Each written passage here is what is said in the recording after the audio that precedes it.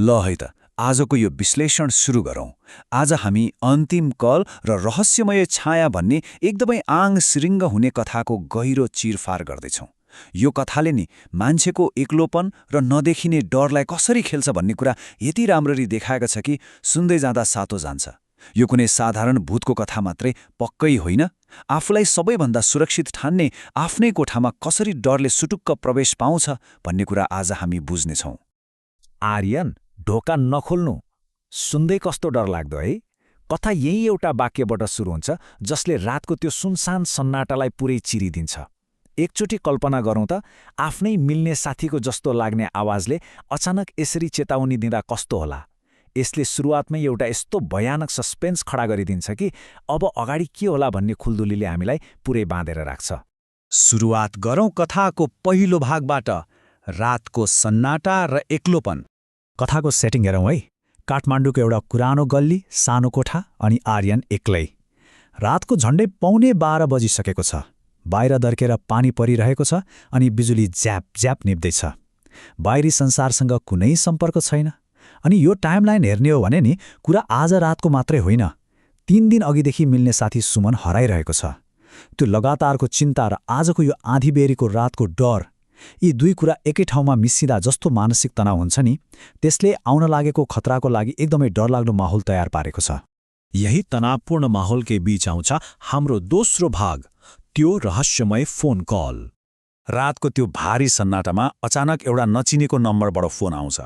तर सबैभन्दा अचम्मको कुरा के भने नि, फोन गर्नेको आवाज ठ्याक्कै त्यही हराएको साथी सुमनको जस्तै छ। उसले भन्छ, म तिम्रो घर बाहिर उभिएको छु, तर ढोका नखोल्नु। एकचोटि विचार गरौँ त, कोही ढोका बाहिर उभिएर ढोका नखोल भन्छ भने त्यो कति विरोधाभासपूर्ण छ। एउटा सामान्य डरलाई यो फोन कलले नि एउटा नबुझिने र एकदमै खतरनाक रहस्यमा बदलिदिन्छ।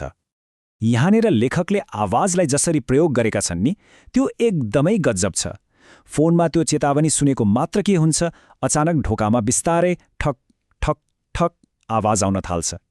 यो सुन्दा लाग्छ डर अब फोनको स्पिकरभित्र मात्रै सीमित छैन, त्यो हाम्रो दिमागबाट निस्केर साँच्चीकै ढोकामै आइपुगिसक्यो।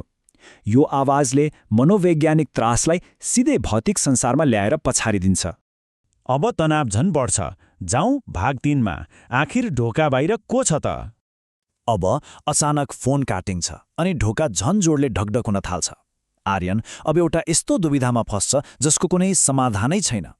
एकातिर फोनभित्रको आवाजले कानमा फुसफुसाउँछ, यदि बाँच्न चाहन्छस् भने ढोका नखोल। अनि अर्कोतिर बाहिरबाट ठ्याक्कै त्यही साथी सुमनको आवाजले रुन्चे स्वरमा भन्छ, मलाई चिसो भइरहेको छ यार, ढोका खोल। एकातिर बाँच्ने चेतावनी, अर्कोतिर हराएको साथीको पुकार। कुन आवाज साँचो हो, कुन झुटो, यो छुट्याउनै नसकिने अवस्था साँच्चै नै मुटु कमाउने खालको छ। यही भयानक मानसिक द्वन्द्वले हामीलाई कथाको अर्को मोडमा पुर्याउँछ। भाग 4, अनुहार नभएको मान्छे।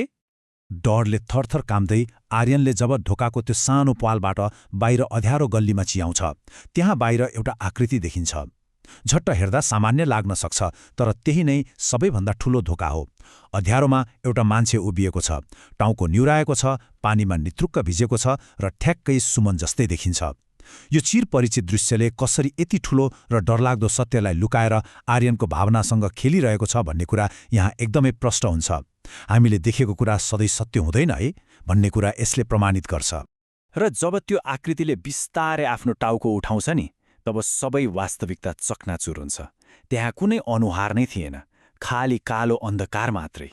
यो त्यो क्षण हो जहाँ हाम्रो मुटुको धड्कन एकैछिन भए पनि ठप्प हुन्छ। आफ्नो मिल्ने साथीको अनुहार हुनुपर्ने ठाउँमा पुरै शून्यता र अन्धकार देखेपछि भौतिक संसारको त्यो भ्रम पुरै टुट्छ र आर्यन एउटा अकल्पनीय डरको दलदलमा फस्छ। अब हामी यो विश्लेषणको सबैभन्दा डरलाग्दो र अन्तिम खण्डमा आइपुग्यौँ। भाग 5, फोनभित्रको अन्तिम सत्य। बाहिरको त्यो अनुहार नभएको आकृति देखेर आर्यन डरले पछाडि हट्दै गर्दा अचानक फोनबाट एउटा चिच्याहट सुनिन्छ, ऊ भित्र आउन खोज्दैछ। यसले भित्रको त्रासलाई अझै हजारौं गुणा बढाइदिन्छ र ठीक त्यही बेला ढोकाको चुकुल आफै हल्लिन थाल्छ। यसको मतलब अब खतरा बाहिर मात्रै छैन है, त्यसले भित्रै प्रवेश गर्न लागिसक्यो भन्ने पक्का हुन्छ। अब यहाँका घटनाक्रमलाई एक एक गरेर हेरौँ है। यसले हाम्रो लागि समयलाई एकदमै ढिलो र कष्टकर बनाइदिन्छ। पहिला ढोका कर्कर कर्कर गर्दै आफै खुल्न थाल्छ। त्यसपछि बिजुली झ्याप्प निप्छ र पुरै कोठा घुप्प अँध्यारो हुन्छ, जसले डरलाई एकदमै चरम सीमामा पुर्याउँछ। अनि केही सेकेन्डपछि जब बत्ती फेरि आउँछ, ढोका बन्द हुन्छ र चारैतिर एकदमै शान्ति छाउँछ। यो अचानकको शान्तिले नि सस्पेन्सलाई यति तन्काउँछ कि ल अब चाहिँ सबै ठिक भयो कि भन्ने एउटा झुटो आशा दिन्छ। तर कथाको असली र मुटु नै कमाउने ट्विस्ट यहाँनिर छ। बत्ती आएपछि सबै शान्त त हुन्छ, तर अचानक फोनको स्क्रिन बल्छ र एउटा नयाँ फोटो आउँछ। फोटोमा आर्यन आफ्नै कोठामा उभिएको देखिन्छ, तर फोटो खिच्ने व्यक्ति चाहिँ नि आर्यनको ठिक पछाडि उभिएको छ। एकचोटि कल्पना गरौँ त, यो बाहिरको ढोका फुटाएर आएको खतरा होइन, यो त भित्रैबाट सबैभन्दा सुरक्षित ठानिएको ठाउँमै भएको आक्रमण हो।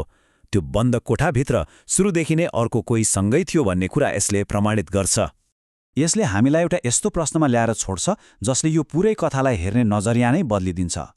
यदि गल्लीमा भएको त्यो अनुहार नभएको आकृति आर्यनको ध्यान भट्काउनको लागि मात्रै खडा गरिएको थियो भने असली खतरा कति समयदेखि त्यो बन्द कोठाभित्र आर्यनकै पछाडि उभिरहेको थियो त? यो प्रश्नले मनमा कहिल्यै नमेटिने एउटा गहिरो त्रास पैदा गर्छ। हामी आफूलाई जतिसुकै सुरक्षित कोठामा बन्द गरेर राखेको ठानौँ, तर के थाहा त्यो अन्धकार पहिल्यैदेखि हाम्रै पछाडि उभिरहेको पो छ कि?